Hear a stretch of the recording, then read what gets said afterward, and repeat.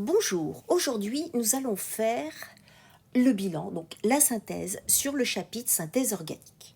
Donc vous vous rappelez que le mot organique, c'est parce que on fait réagir des réactifs qui contiennent principalement du carbone et de l'hydrogène. Voilà. Donc sur la photo, vous reconnaissez une partie du montage pour la synthèse de l'acide benzoïque. En premier, on va d'abord se poser la question de pourquoi synthétiser au laboratoire. À quoi ça sert? Revenons dans la vie de tous les jours, et principalement au niveau des médicaments. Ici, vous avez des exemples d'applications de principes actifs qu'on trouve dans les plantes. Vous avez par exemple l'espèce chimique qui s'appelle la quinine, il y a aussi l'artémisine, mais vous avez la quinine que l'on trouve donc dans les plantes, et on en retrouve par contre, on en a mis aussi dans le Schweppes. Voilà. Et c'est un médicament, donc c'est une substance chimique qu'on trouve dans la nature, et qui est contre le paludisme, la malaria. Voilà. Ensuite, vous avez les analgésiques. Alors, vous décomposez, comme d'habitude, A, préfixe privatif, et après algie, qui veut dire la douleur. Toujours pareil, ça c'est du grec. Vous jouez au Lego. Donc, vous avez l'aspirine, vous avez la codéine, il y a la morphine. Donc ça, c'est pour enlever la douleur. Je précise que là, l'aspirine, c'est une espèce chimique que l'on ne trouve pas dans la nature. Par contre, l'acide salicylique, oui, on la trouve dans l'arène des prés, c'est dans les bords des chemins, vous avez des plantes avec des petites fleurs jaunes. Vous l'avez aussi dans l'écorce de saule. Et c'est un médicament que les Grecs donnaient. Donc ça fait quand même des années qu'on le sait. Ensuite, vous avez aussi des anticancéreux. Donc là, vous avez la photo à côté, c'est pour l'IF. Et on trouve donc dans l'IF une substance qui s'appelle le Taxol et qui est un anticancéreux. Pour l'instant, on en est à faire des traitements. Par contre, c'est en toute petite quantité. Voilà. Parce que rappelez-vous, c'est la dose qui fait le poison, donc il faut faire très attention. La caféine qu'on trouve dans le café, qui est utilisée comme stimulant. Vous avez aussi l'atropine, donc qui va dilater la pupille. Enfin bon, on a quand même pas mal de plantes. Voilà. Et pour faire de l'aspirine, on prend de l'acide salicylique et on rajoute du vinaigre, donc de l'acide acétique. Donc deux produits qu'on trouve dans la nature qui nous donnent de l'aspirine, qui est mieux tolérée. C'est pour ça que voilà. Mais ça, nous l'avions vu cette année. Alors, ils sont synthétisés tous au laboratoire. Dès qu'une synthèse est peu onéreuse et avec un très bon rendement, c'est-à-dire facile à mettre en œuvre, voilà, et que c'est mieux que d'attendre que la nature nous ait fabriqué la substance en question, dans ces cas-là, c'est pour ça qu'on doit synthétiser au laboratoire. Alors, il faut savoir que le critère, c'est le coût et plus ou moins l'impact écologique. Donc, la chimie de synthèse, elle permet la fabrication de nombreuses substances ou espèces chimiques, comme on a dit, mieux adaptées, des espèces qui sont plus performantes ou moins chères que celles extraites dans la nature ou mieux tolérées. La chimie industrielle, elle comporte 3 secteurs que vous voyez ici. Vous avez en premier, à gauche, la chimie lourde. Vous avez par exemple les plastiques, distillation du pétrole, on récupère le kérosène, enfin bon, là vous voyez un peu tous les carburants. Voilà, donc ça c'est la chimie lourde. Ensuite vous avez la chimie fine.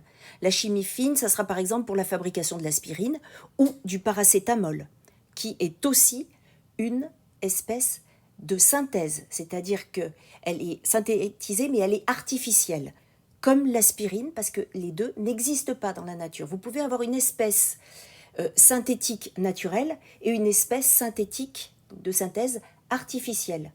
Naturelle, j'existe dans la nature, artificielle, je n'existe pas dans la nature. Et ensuite, nous avons la chimie des spécialités. Alors ça, c'est un intermédiaire entre la chimie lourde et la chimie fine. Vous avez donc les arômes, les médicaments courants, les parfums, les colorants, les lessives, etc., etc. Maintenant, voyons dans le grand 2 les étapes d'une synthèse. Donc la synthèse d'une espèce chimique, c'est une transformation au cours de laquelle vous avez les réactifs, c'est ce qu'on met dans une équation à gauche, c'est-à-dire les matières premières, donc les réactifs qui sont mis en jeu, qui conduisent à des produits, ça s'appelle comme ça, et c'est ce qui est à droite. Vous vous rappelez, on met les réactifs, la somme des réactifs, la flèche qui veut dire donne, et à droite donc les produits. Et parmi lesquels, dans les produits, vous récupérez l'espèce chimique que vous recherchez. Il faut en premier analyser le protocole qui est élaboré au laboratoire. Qu'est-ce qu'il doit faire ce protocole? Bon, déjà, vous devez, donc, vous avez les pictogrammes de sécurité pour vous rappeler qu'il faut tenir compte des caractéristiques des réactifs et produits. Bon, de la sécurité, de savoir aussi, quand vous allez synthétiser le produit, il va falloir gants, blouses, lunettes, être sous la hotte et tout, parce que ça, c'est pas évident. On va aussi, grâce au pictogramme de sécurité, se rappeler qu'il faut peut-être avoir les caractéristiques physico-chimiques des réactifs et les produits. Donc là, il va falloir aller chercher les données très précises, la solubilité. Rappelez-vous que quand vous prenez un comprimé d'aspirine effervescent, vous le mettez dans de l'eau. Vous voyez bien qu'il y a des petites particules blanches qui surnagent un peu de partout. C'est parce que l'aspirine n'est pas soluble à froid. Par contre, à chaud, oui, mais bon, on se fait rarement une tisane d'aspirine. Voilà. Donc du coup, ça sera à vous rappeler. C'est intéressant. Ça veut dire que si jamais on veut enlever un des produits, on se rappellera que si on met à chaud l'aspirine, elle va, à la rigueur, vous allez la perdre, ou au contraire, vous voulez qu'elle reste bien soluble. Si par contre vous voulez qu'elle apparaisse alors qu'il y a un des réactifs qui, lui, ne va pas passer à l'état solide, dans ces cas-là, il ne sera pas soluble, enfin, il sera soluble à froid. Donc dans ces cas-là, vous allez pouvoir faire apparaître l'aspirine et la filtrer. Ensuite, la miscibilité, évidemment, si vous avez besoin de séparer deux liquides, il faut que vous connaissiez la solubilité, il faudra peut-être changer de solvant, c'est intéressant. Vous avez aussi les températures d'ébullition. Si vous chauffez trop, il faut peut-être savoir un petit peu ce qui va se passer. Ou si vous voulez séparer deux liquides miscibles, vous vous rappelez de ce que vous avez vu dans la vidéo précédente, c'est intéressant. Ensuite, vous avez les températures de fusion et les éluants pour la chromatographie sur couche masse. Un protocole, il décrit les espèces chimiques, réactifs, solvants et catalyseurs. On verra plus tard ce que c'est qu'un catalyseur. À introduire et les quantités respectives. Il faut choisir les paramètres expérimentaux. Donc là, qu'est-ce que nous avons comme paramètres expérimentaux? Nous avons ici le temps. Vous vous rappelez, on note T. Ici, vous avez la pression en hectopascal. Si, quand on fait notre réaction chimique, au début, on a du Mistral, et puis qu'après, on se retrouve, le vent a tourné, il est plus nord-ouest, mais du coup, c'est le vent du sud avec la pluie, vous allez avoir votre pression atmosphérique qui va diminuer. Donc ça, c'est pas bon. Un paramètre expérimental, il n'est pas censé bouger. Vous allez avoir donc la température. Bon, vous vous rappelez que c'est T quand c'est en Kelvin, ou sinon, on utilise θ quand c'est en degrés Celsius. Vous avez remarqué que j'ai pas mis degrés Kelvin, j'ai dit en Kelvin. Et donc, on a fait la température. On peut avoir aussi le pH. Rappelez-vous, petit p, grand H. Et vous allez aussi avoir peut-être besoin, au niveau des paramètres expérimentaux, de tout ce qui est solvant. Si je ne prends pas la bonne couleur, on ne risque pas de le voir. Voilà. Après, bon, là, on a de l'acide chlorhydrique, donc du coup, c'est très acide, et puis l'autre, de l'hydroxyde de sodium, qui va être très basique. Voilà. Mais on peut avoir des solvants différents. Ensuite, quand vous analysez votre protocole, il va falloir, après, vous occuper du choix du montage. Donc là, vous voyez qu'il y a la liste du matériel, il va falloir aussi penser à récupérer les produits. Est-ce qu'on utilise une ampoule de coulée? Donc ça, je vous marque comment ça s'appelle. Ampoule de coulée. Ça s'appelle un bicol.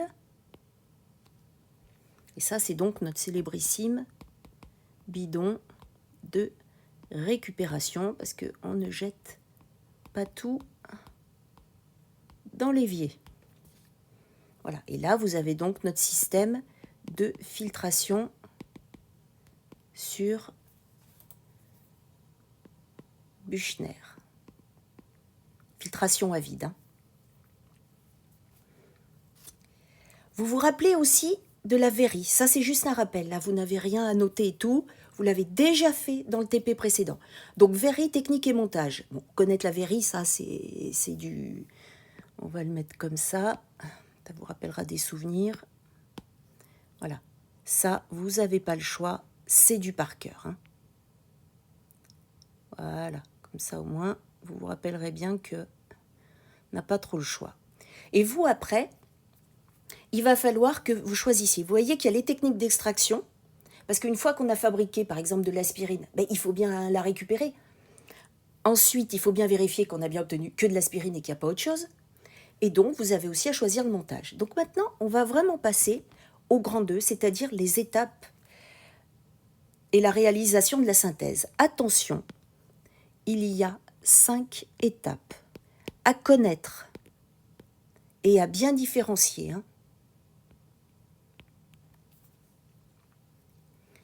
Donc, en premier, vous voyez qu'il y a la transformation et le choix du montage. Donc, pour accélérer une synthèse chimique, on peut utiliser... Alors, c'est là où je vais expliquer. On va utiliser un catalyseur. Un catalyseur, c'est une substance qui participe à la réaction chimique. C'est pour ça qu'on le met au-dessus de la flèche, mais qui n'est pas consommée. C'est-à-dire que vous allez la retrouver à la fin, la même quantité.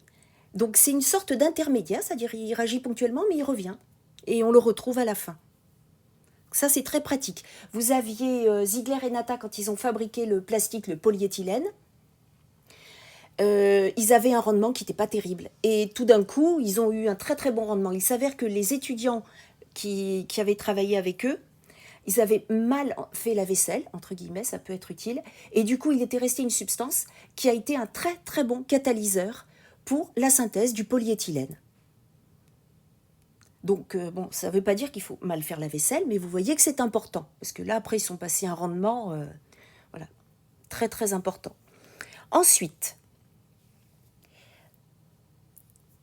maintenant, donc vous avez le catalyseur. Vous allez faire votre transformation, bon, les réactifs et tout, le choix du montage. Pourquoi on va choisir un montage de chauffage à reflux? Parce que nous, c'est celui-là qu'on choisit pour la synthèse. Chauffage à reflux. Pourquoi c'est celui-là? Ben parce que le gros avantage, c'est qu'il permet de chauffer, donc on peut chauffer sans perdre réactifs et produits. Alors pourquoi? Et produits. C'est parce qu'il y a une recondensation. Donc cette condensation va faire que vous allez avoir vos réactifs et produits. Donc ils sont chauffés, ils vont passer à l'état, alors pas tous, hein, mais il y en a certains, ils vont passer à l'état gazeux. Et à ce moment-là, grâce à votre réfrigérant qui est au-dessus du ballon, le réfrigérant, le liquide étant sur le pourtour, va refroidir, les vapeurs vont repasser de l'état gazeux à l'état liquide.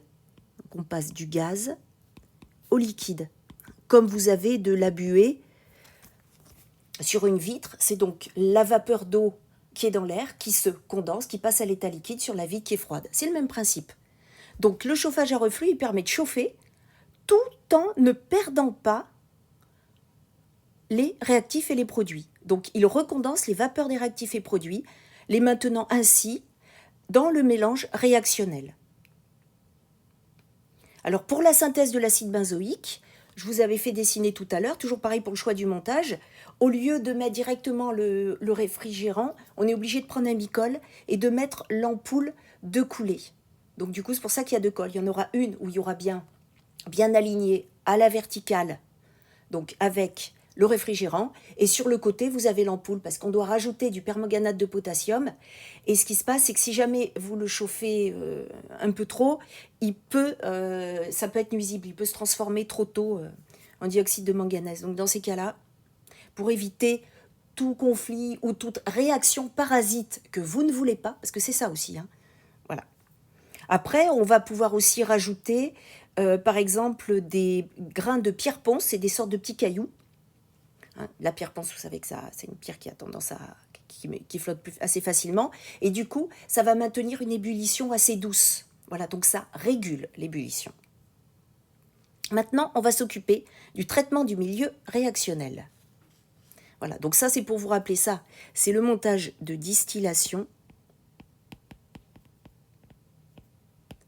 qu'il ne faut pas confondre avec le chauffage à reflux. Voilà, ça c'est vraiment quelque chose qu'il ne faut pas confondre. Voilà, ça c'est le chauffage à reflux. Vous voyez où est le réfrigérant. Oui, quelque chose de très important. Regardez bien la circulation de l'eau. Je vais la repasser ici. Il faut absolument que l'eau arrive la plus froide ici pour condenser les vapeurs. Et ici, elle peut ressortir un peu chauffée.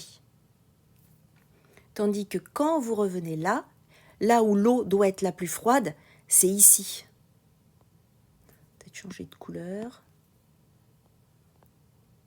Voilà. Donc ça, c'est l'entrée. Et là, c'est la sortie. Si l'eau est plus chaude ici, c'est pas grave parce que vous avez là, la plupart du temps, on a les vapeurs. Et elles sont très chaudes.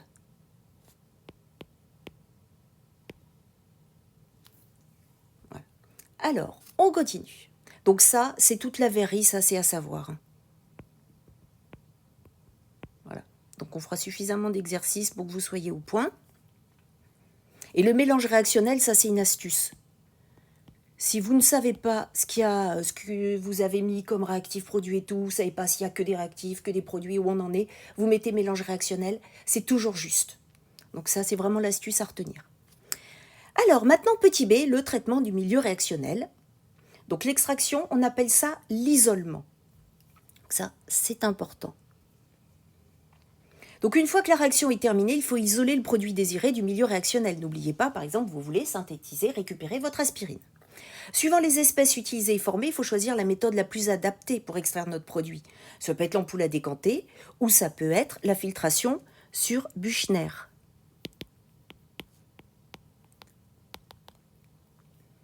Ça peut être aussi, si vous avez deux liquides miscibles, une distillation. Vous imaginez, vous faites un montage de chauffage à reflux, suivi après d'une hydrodistillation ou d'une distillation. Il vous faut beaucoup de matériel et de la patience parce que ça prend du temps. Maintenant, on va s'occuper de la purification. Donc, la purification, il faut purifier le produit pour être sûr de ne plus avoir ni catalyseur, ni réactif. Donc, il vous faut ni catalyseur. Là, vous avez, c'est de l'aspirine synthétisée. Voilà, elle a été faite au labo. Hein. Donc, et donc ici, il ne nous faut plus de catalyseur et il ne nous faut plus non plus, il ne faut plus de réactifs. Il ne faut plus qu'ils soient là, les réactifs. Et puis si jamais il y avait nous, ce qu'on veut, c'est ça, lui. Eh bien, il va peut-être falloir aussi, le produit 2, il est aussi à éliminer. Donc pour ça, on peut être amené à faire une distillation, une recristallisation. Bon, c'est ce qu'on fait souvent pour l'aspirine. Voilà, donc ça c'est important. Ensuite, maintenant, l'identification ou analyse. Là, votre objectif, il est très simple. C'est-à-dire qu'une fois que le produit est purifié, une analyse va permettre de contrôler la pureté du produit. Donc vous avez le choix entre, à votre niveau, hein, on a la chromatographie sur couche mince, son acronyme c'est CCM, chromatographie sur couche mince.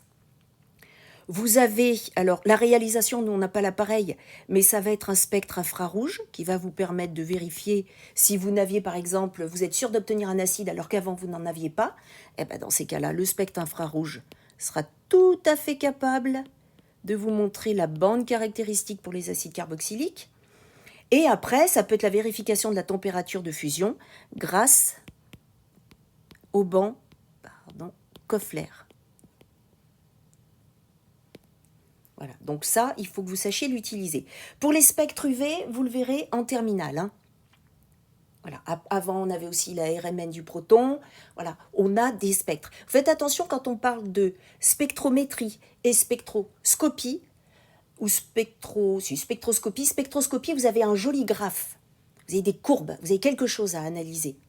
Quand vous avez spectrométrie, mètre, ça veut dire qu'on mesure, donc vous avez des chiffres. C'est pour ça qu'on fait la différence entre la loi de Beer-Lambert, qui est de la spectrométrie, et de la spectroscopie UV, qui, elle, va vous donner une autre information. D'accord? Voilà. C'est juste une histoire de termes. Toujours pareil, on décompose. Ensuite, maintenant, le rendement. Ah, alors là, le rendement, c'est très important. Le rendement d'une synthèse, c'est le rapport entre la quantité de matière de produit obtenu et la quantité de matière qui aurait dû théoriquement se former. Le symbole du rendement, ça peut être R ou état en grec.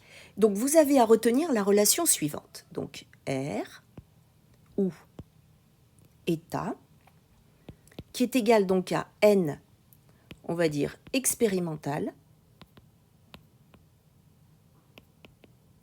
obtenu, j'insiste, et je signe, divisé par N théorique.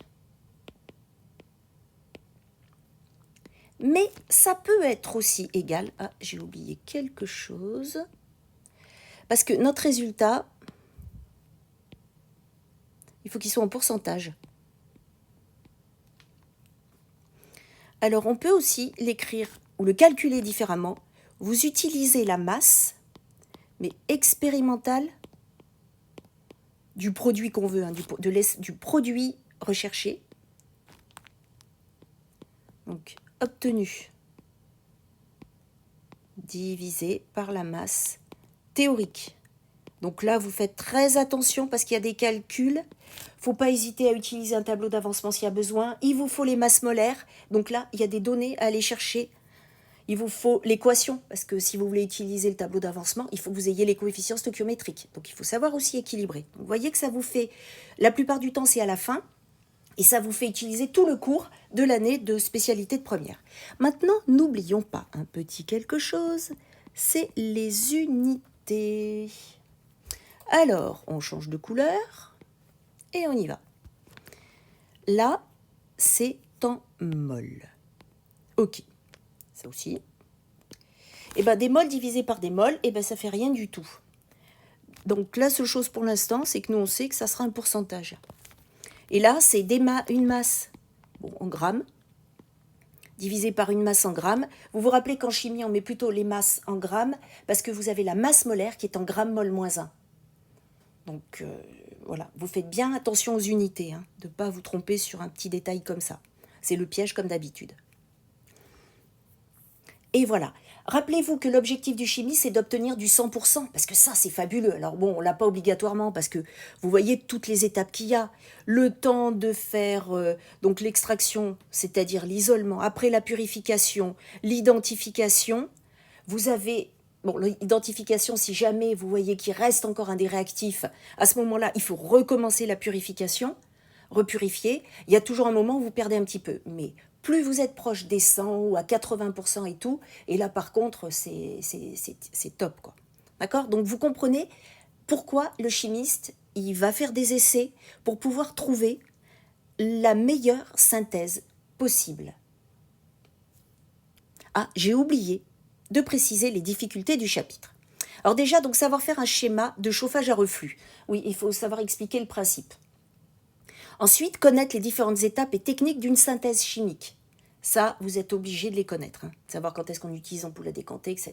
Le filtration sur Büchner et tout. Et connaître toutes les étapes. Hein. Isolement, analyse. Voilà. Ensuite, savoir écrire et équilibrer évidemment l'équation de la réaction. Et savoir calculer un rendement. Et vous voyez que c'est quand même assez important. Je vous rappelle ici un tout petit quelque chose. C'est au lycée. Les réactions qu'on étudie et qu'on a étudié. Bon, les réactions acide-base au lycée, c'est quand vous avez H+ comme réactif. Les réactions de complexation, c'est pas au programme, ça. Heureusement, vous vous rappelez, ça correspond aux métaux de transition, c'est ce que j'appelle le bêtisier. Là, vous avez le cuivre, le fer, le nickel, voilà, etc. Donc ça, c'est pas au programme. Et c'est là où vous allez trouver des exceptions à la règle de Kleczkowski. Voilà, donc maintenant vous comprenez mieux pourquoi c'est pas au programme. Les réactions de précipitation, Vous les avez vus par exemple quand on écrit que Fe3 plus 3HO- donne FeHO 3 fois. Bon, par contre, aqueux, et ici solide. Et les réactions d'oxydoréduction. Donc nous, on a vu cette année les combustions qui en font partie. Et on a vu, je pense que là, ça va tout de suite faire tilt. Si j'écris Cu, donne Cu2+, plus 2 électrons. Voilà. Et en terminale, vous les verrez avec les piles. Voilà. Donc ça vous permet un petit peu de savoir où vous en êtes. Ensuite, il faut savoir équilibrer une équation bilan. Si jamais vous n'êtes pas encore au point, bon, vous savez que vous pouvez aller sur le site australo.net, mais là, je vous remets la méthode. Vous pouvez vous entraîner, il y a une vidéo au niveau seconde qui va être mise en ligne. Et du coup, vous pouvez faire les exercices comme ça, vous verrez comment on peut faire pour équilibrer. Même si on part faux au départ, on arrive toujours juste, il faut juste savoir être patient. Voilà, bon, niveau bibliographie, et voilà, et toutes les photos, mis à part une, c'est photo maison, photo labo. À bientôt!